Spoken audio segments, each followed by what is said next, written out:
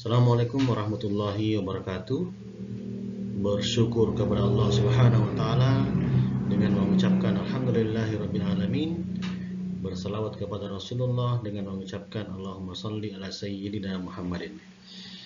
Anak-anakku sekalian, alhamdulillah pada kesempatan ini kita kembali dipertemukan Allah Subhanahu wa taala dalam rangka untuk melanjutkan materi sejarah kebudayaan Islam. Pada kesempatan ini kita akan membahas materi bab 1, yaitu sejarah masuknya agama Islam ke Indonesia.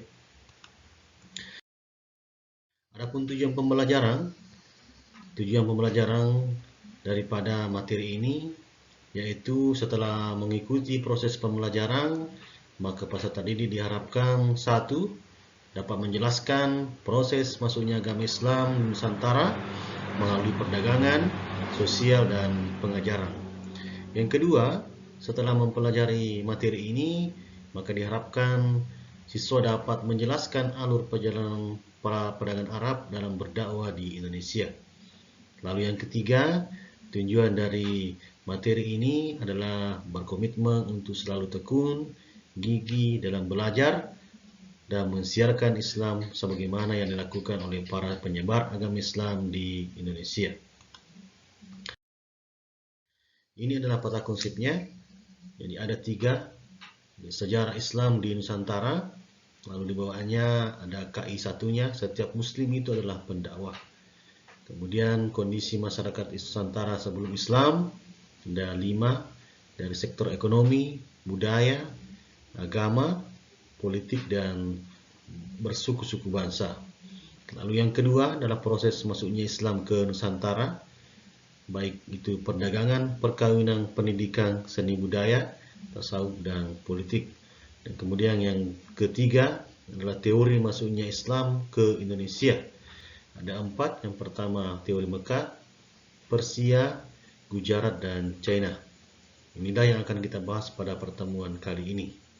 Baik, kita masuk ke materi pertama, yaitu masuknya Islam ke Indonesia.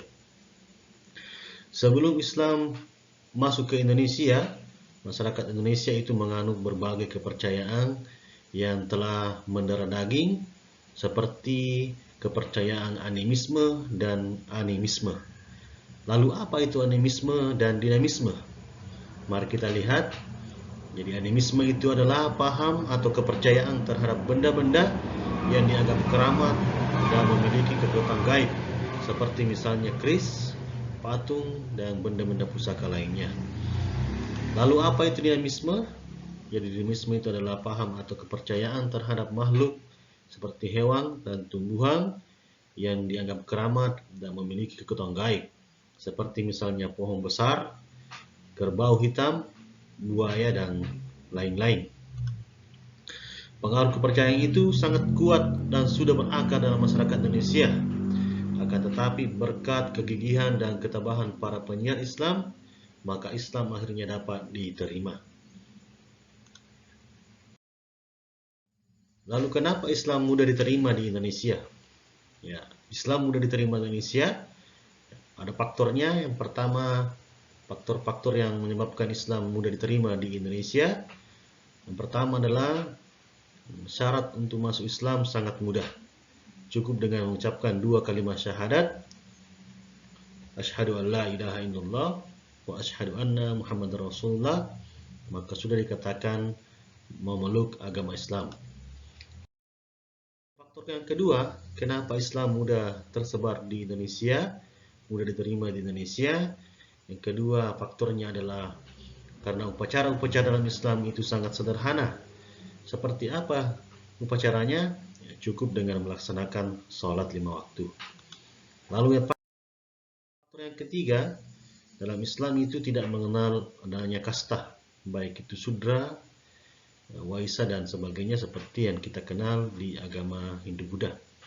Kalau di Islam tidak ada perbedaan derajat, mau dia presiden, bupati, dan gubernur, dan sebagainya. Ketika kita sholat, maka yang memimpin bukan presiden, bukan gubernur, bukan raja, tetapi yang memimpin imam adalah yang fasi bacaannya, yakni imam. Itulah faktor yang ketiga kenapa Islam mudah tersebar di Indonesia, karena Islam tidak mengenal pembagian kasta. Lalu yang keempat adalah penyebaran dilakukan secara damai. Islam di Indonesia dilakukan tidak melalui peperangan seperti yang kita kenal pada masa Nabiullah Muhammad SAW. Beberapa perang yang terjadi, contoh misalnya perang Badar, perang Uhud dan sebagainya. Begitupun juga pada masa Khalifah Khulafaur Rasyidin, mulai dari Abu Bakar sampai Ali bin Abi Thalib, lalu Bani Umayyah, Bani Abbasiyah, itu semua dalam menyebarkan agama Islam itu banyak terjadi peperangan. Kalau di Indonesia, penyebaran agama Islam itu tidak dilakukan dengan peperangan, tetapi dilakukan secara damai. Lalu yang kelima, faktor yang menyebabkan Islam mudah tersebar di Indonesia karena sifat bangsa Indonesia yang ramah tamah. Di antara semua negara yang ada di dunia ini, bangsa Indonesia penduduknya dikenal dengan ramahnya. Ya, makanya slogan dari sebuah perusahaan itu dan namanya senyum salam sapa. Ya. Jadi Indonesia dikenal dengan penduduk yang ramah tamah. Lalu yang kedua, bukti masuknya Islam ke Indonesia ada dua, bukti dari luar, kemudian ada juga bukti dari dalam negeri. Kita lihat bukti dari luar negeri. Ya, pendapat dari Marco Polo. Ya, ada perjalanan Marco Polo di Perlak, Sumatera, penduduk sudah menganut agama Islam. Jadi Marco Polo ini mengatakan bahwa di Perlak, Sumatera itu penduduknya sudah ada yang menganut agama Islam. Lalu yang kedua ada musafir, ya, musafir namanya Ibnu Battuta. Beliau mengatakan beliau adalah utusan kerajaan Delhi, India sekarang, yang mampir ke Samudra Pasai. Dalam perjalanannya ke Baitullah, ya, beliau menyempatkan diri singgah di Indonesia, menemukan Samudra Pasai yang beragama Islam. Kemudian ada Tom Pires. Ya, Tom Pires ini akan pelabuhan Malaka ramai dikunjungi para pedagang dari barat seperti Kairo, Mekah, Aden, Gujarat dan lain-lain. Dan pedagang dari timur seperti Siam, Pahang, Champa dan lain-lain. Dan pedagang dari Nusantara seperti Tanjung Pura, Bangka dan lain-lain. Lalu bukti dari dalam negeri. Pertama ada makam Fatimah binti Maimun.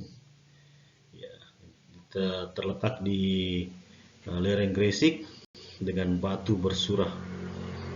Ya, jadi di batu nisannya itu ada gambar bertuliskan Arab. Lalu yang kedua ada makam Malik As-Soleh. Ya, beliau ini adalah raja dari kerajaan Samudra Pasai. Ya, kemudian di peti jenazahnya, di kuburannya itu bertuliskan Arab. Ya. Lalu yang ketiga makam Maulana Malik Ibrahim yang kita kenal adalah Sunan Wali Songo, ya. Salah satu dari Sunan Wali Songo yang pertama, atau bisa dikenal dengan Sunan Gresik, Sunan Sunan Gresik. Ya. Beliau wafat pada tahun 1419 Masehi. Ya, sama seperti Sultan Malik As-Soleh, kuburannya di atas kuburannya bertuliskan Arab. Kemudian teori masuknya agama Islam ke Indonesia. Ada 3 teori masuknya Islam ke Indonesia: teori Gujarat, teori Mekah, dan teori Persia. Pertama, teori Gujarat. Snokehorchen, dia mengatakan masuk ke Indonesia pada abad ke-17. Pembawanya berasal dari Gujarat. Dia mengatakan bahwa yang membawa agama Islam ke Indonesia itu adalah orang dari Gujarat, ya, pedagang dari Gujarat. Lalu, dasar teorinya adalah satu, kurangnya fakta yang menjelaskan peranan bangsa Arab dalam penyebaran Islam di Indonesia. Yang kedua, hubungan dagang Indonesia dengan India telah lama melalui jalur Indonesia, yaitu Kambai, Timur Tengah, dan Eropa. Lalu yang ketiga, adanya batu nisan Sultan Samudra Pasai, yaitu Malik Al-Saleh pada tahun 1297 yang bercorak khas Gujarat. Jadi di batu nisan Malik Al-Saleh itu ada bertuliskan seperti tulisan India. Ya, makanya Bapak mengatakan bahwa yang membawa agama Islam ke Indonesia itu adalah dari pedagang dari Persia. Lalu yang kedua, teori Persia. Ya, proses kedatangan Islam ke Indonesia berasal dari daerah Persia atau Parsi atau yang dikenal sekarang Iran. Ya, ini pendapat Husain Chaya Diningrat. Dasar teorinya, pertama, peringatan 10 Muharram atau Asyura atas meninggalnya Hasan dan Husain, cucu Nabi Muhammad, yang sangat dijunjung oleh orang Syiah atau Islam Iran di Sumatera Barat. Peringatan tersebut dengan upacara tabuik atau tabut, sedangkan di Pulau Jawa ditandai dengan pembuatan bubur syuroh. Lalu yang kedua, kesamaan ajaran Sufi yang dianut Syekh Siti Jenar dengan Sufi dari Iran, yaitu Al-Khalaj. Yang ketiga, penggunaan istilah bahasa Iran dalam sistem mengeja huruf Arab untuk tanda-tanda bunyi harakat. Keempat, ditemukannya makam Maulana Malik Ibrahim Gresik. Dan terakhir, adanya perkampungan lereng-lereng di Giri. Itu menurut teori dari Persia. Lalu yang selanjutnya adalah teori Mekah.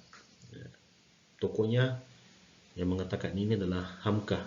Dia mengatakan Islam masuk ke Indonesia itu dibawa oleh para langsung dari Mekah atau Arab. Adapun dasar teorinya, pertama, pada abad ke-7 Masehi, yaitu tahun 674, di pantai barat Sumatera sudah terdapat perkampungan Islam atau Arab dengan pertimbangan bahwa pedagang Arab sudah mendirikan perkampungan di Kantong sejak abad ke-4. Hal ini juga sesuai dengan berita dari China. Lalu yang kedua, kerajaan Samudra Pasai menganut aliran mazhab Syafi'i, di mana pengaruh mazhab Syafi'i terbesar pada waktu itu adalah Mesir dan Mekah. Sedangkan Gujarat atau India adalah penganut mazhab Hanafi. Ya, ini terbukti ya. Di Indonesia mayoritas menganut mazhab Syafi'i. Kemudian yang ketiga, raja-raja Samudra Pasai menggunakan Malik, yaitu gelar tersebut berasal dari Mekah atau Arab. Kemudian bagaimana proses islamisasi atau cara masuknya Islam di Indonesia? Kita lihat. Yang pertama itu dengan jalur perdagangan. Orang India, orang Gujarat, orang Persia, orang Mekah yang datang ke Indonesia berprofesi sebagai pedagang, itu menyebarkan agama Islam dengan cara berdagang. Kemudian yang kedua adalah melalui jalur perkawinan. Kemudian yang ketiga melalui pendidikan. Melalui dakwah atau tasawuf. Kelima, melalui jalur kesenian. Nah, ini adalah pembawa ajaran Islam ke Indonesia dari kaum pedagang atau para mubalik dan sufi. Kemudian yang menerima agama Islam di Indonesia terbagi dua golongan, yaitu golongan elit atau raja, bangsawan dan penguasa. Kemudian yang kedua, golongan lapisan bawah. Nah, inilah materi yang sempat kami sampaikan. Mudah-mudahan dapat dimengerti. Kemudian untuk pertemuan berikutnya kita akan membahas perkembangan Islam di berbagai wilayah, di Pulau Sumatera, di Pulau Jawa, dan Pulau Kalimantan, Maluku, dan Sulawesi. Mudah-mudahan bermanfaat bagi kita semua, terutama bagi diri pribadi saya. Lebih dan kurangnya mohon dimaafkan. Mari kita menutup pertemuan ini dengan bersama-sama membaca Alhamdulillahi Rabbil Alamin. Assalamualaikum warahmatullahi wabarakatuh.